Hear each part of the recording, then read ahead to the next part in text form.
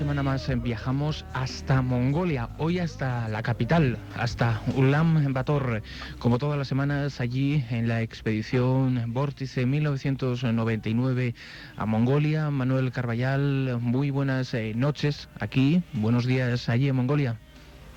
Muy buenos días, Bruno, ¿cómo estás?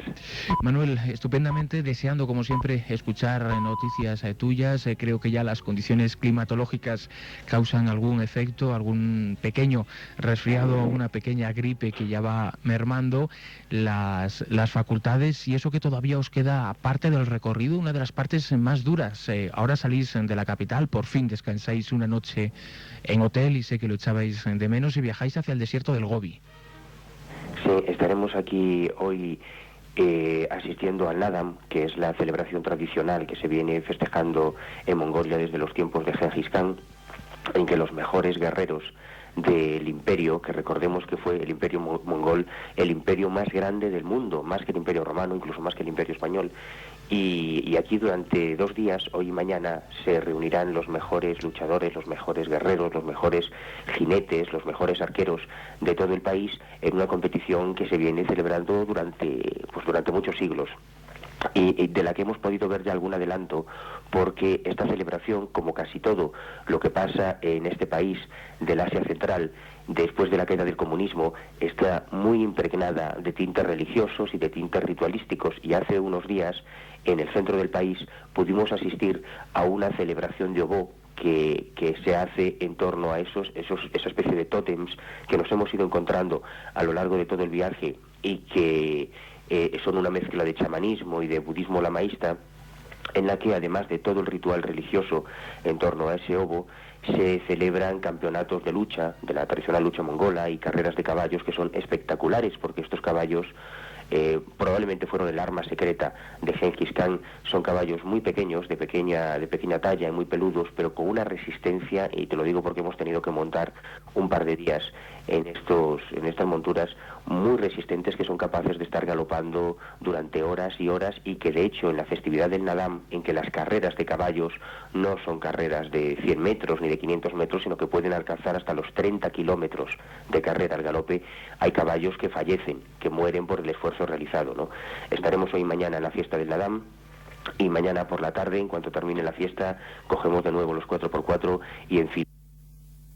Aquí no existen carreteras, sino son pistas forestales que te obligan a ir sorteando baches, cruzando ríos, lo que nos ha metido ya en algunas aventuras, y mañana nos vamos hacia el desierto, y que sea lo que Dios quiera. Manuel, es muy difícil así desde la lejanía transmitir a los oyentes las absolutas condiciones de aventura que tiene esta expedición que habéis efectuado a Mongolia, tantos miles de kilómetros. Nos hablabas de los 4x4, de esas pistas forestales, de esos ríos, de esos baches que encontráis por el camino. Supongo que la aventura se vive prácticamente desde que uno se despierta hasta que uno se acuesta, y se vive sobre todo en las cosas que nos parecen más cotidianas y más normales, que aquí podemos hacer en el mundo occidental de una forma común y normal, como entenderíamos, y que allí pues tiene sus dificultades, ¿no? Te podría contar miles de anécdotas, como por ejemplo que nosotros llevamos 3 semanas durmiendo, pues eso, en tiendas de campaña, en los sacos,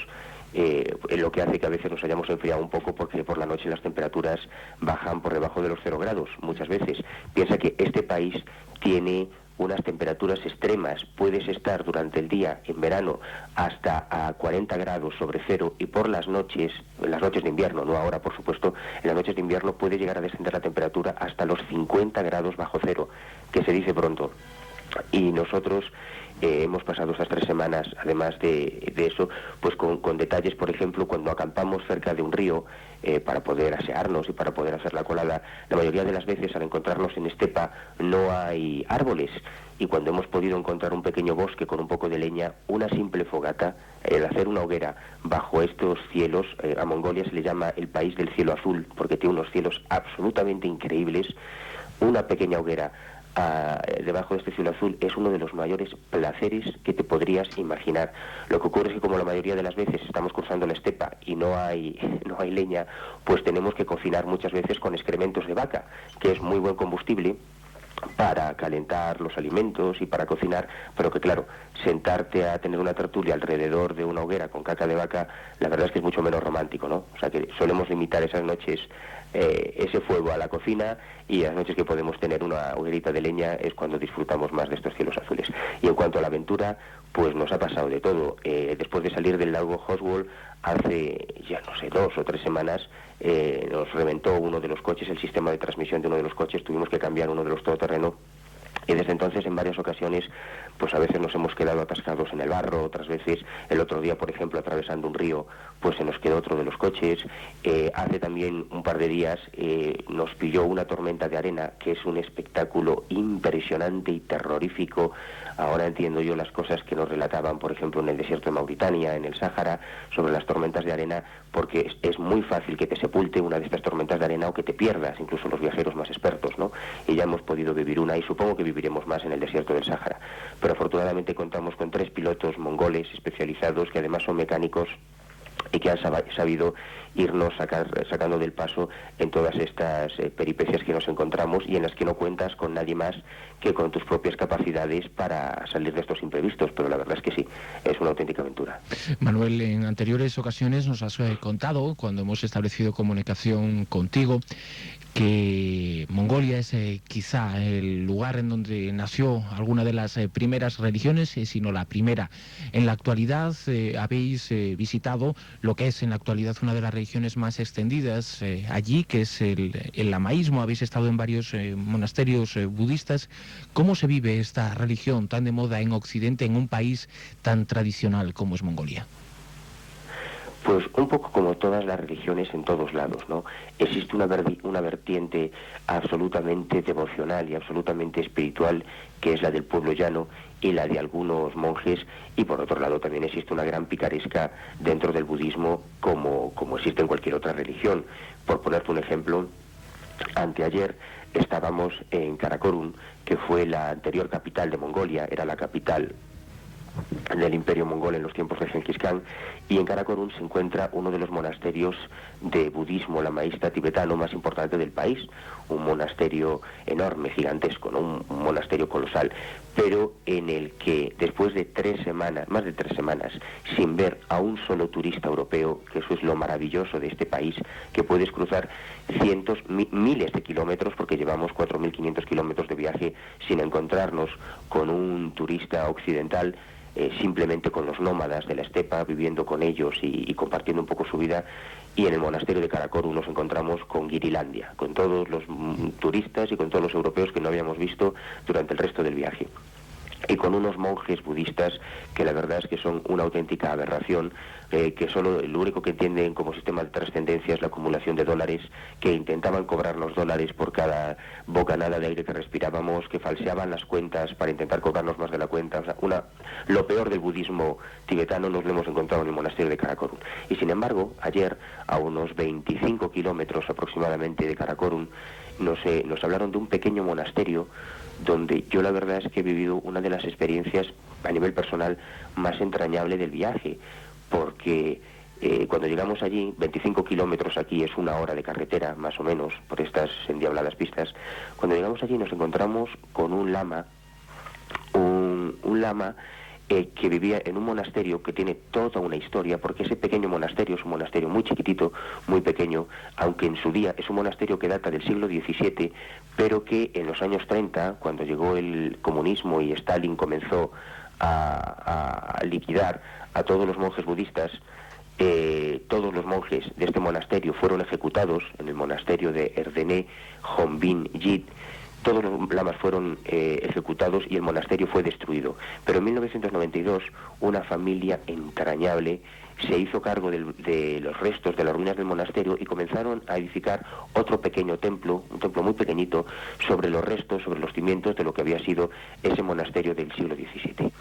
Y ahí hay un monje que estuvimos grabando, haciendo unas fotografías,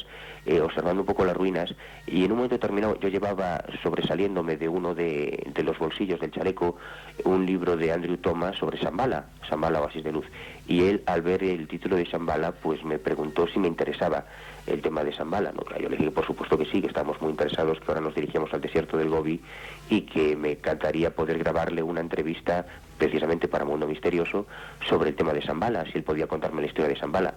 Él me respondió que sí conocía la historia, pero que no me permitía grabarlo, que no nos permitía hacer ninguna grabación.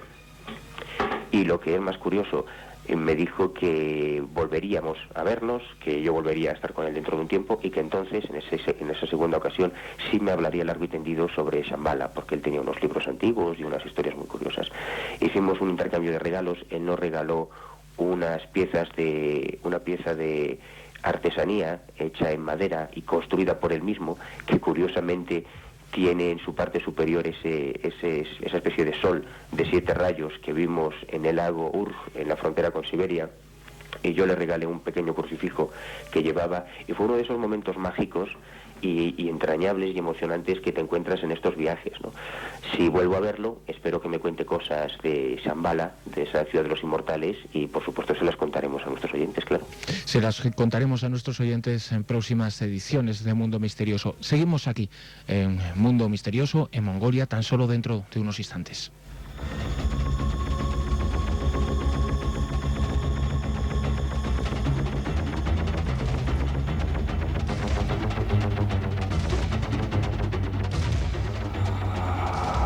Hay otros mundos. Él está en este.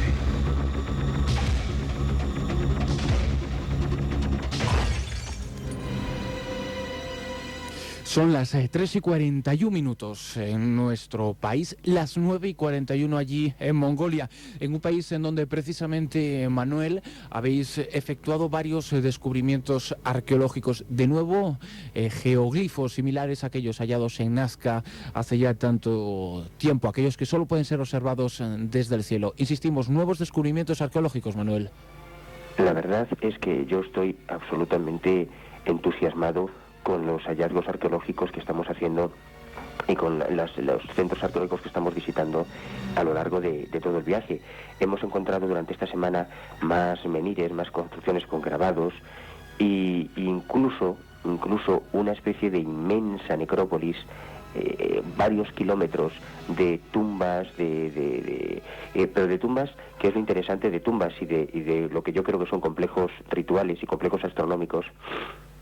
de distintos estilos, en los que hay tumbas de la época turca, en los que hay tumbas de la edad de bronce, tumbas de la edad de hierro, monumentos y construcciones de la edad de hierro y de la edad de bronce, y que nos indican,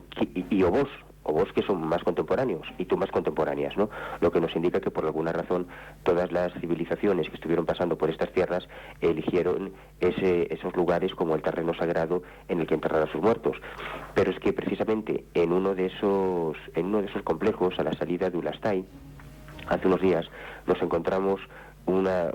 enormes formaciones de piedras que desde el aire, porque por supuesto nosotros al tener la perspectiva desde el suelo intuimos la forma más que verla, podría ser una especie de insecto enorme con forma de araña, un insecto extraño de unos 23 metros de longitud por 17 metros de ancho, y una especie también como de polillas, ¿no? Unos insectos muy curiosos. Y hace aproximadamente un par de días, en la zona de Hotok, nos encontramos con unas enormes ruinas, además de que hemos encontrado ya algunas ruinas de monasterios que fueron destruidos por Stalin y que no dejan de ser fascinantes, pues nos encontramos con unas enormes ruinas, unas colosales ruinas, las llamadas ruinas negras, de una ciudadela en la que todavía no se han hecho excavaciones en profundidad y que simplemente apartando un poco de tierra te permitían encontrar restos de cerámica, restos de vasijas, es decir, que es una auténtica mina arqueológica, ¿no? Y en la que además nos encontramos que ha sido una experiencia como muy emocionante, sobre todo para Eva Vandenberg, que es la naturalista del National Geographic del grupo, pues nos encontramos algo que yo no había visto en mi vida, un nido de águila, con un pequeño aguilucho que pudimos tener a solo 1 metro de distancia y que ha sido otra de las constantes del viaje, ¿no? El encontrarnos la más salvaje expresión de la naturaleza, de la vida natural. Para cualquier aficionado a los animales o la naturaleza, Mongolia es un auténtico Edén, porque hemos podido ver a muy poquitos metros de distancia, desde a los buitres comiendo, zorros, águilas, yo qué sé, una cantidad enorme de animales que te lleva a la reflexión, aunque suene un poco ñoña, de que la verdad es que estamos compartiendo el planeta con un sinfín de formas de vida que, por desgracia, la gente de las grandes ciudades solo conocemos en cromos o por las imágenes de televisión, pero que son seres reales, que son criaturas reales que viven a nuestro alrededor y cuya observación a veces nos hemos parado horas y horas en un lago o en un pantano, agazapados, a veces con el agua hasta las rodillas, solo para poder ver de cerca la vida de estos animales salvajes que, repito, en Europa muchos de ellos están ya prácticamente extinguidos. Manuel, no queremos hacerte sufrir más. Notamos tu gripazo, es muy pronto todavía allí en Mongolia. Así que, si te parece, quedamos emplazados para dentro de unos días, aunque creo que ya muy pronto, en cuestión de unos 10 días aproximadamente, estás de nuevo por aquí en tierras españolas, de vuelta, y entonces, si te parece, nos cuentas todo el resumen de ese viaje. Bien, esperemos que no haya imprevistos y que los problemillas que han surgido pues se puedan subsanar. Pero bueno, creo que antes hablaremos dentro de unos días, si no hay problemas desde la frontera con China en pleno desierto del Gobi. Muchísimas gracias, Manuel. Buen viaje, lo que resta de él todavía. A ti, Bruno, y un abrazo muy grande, muy grande, muy grande a todo el equipo y a todos los oyentes.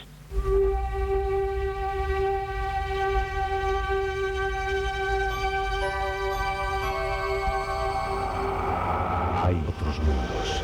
pero están en este.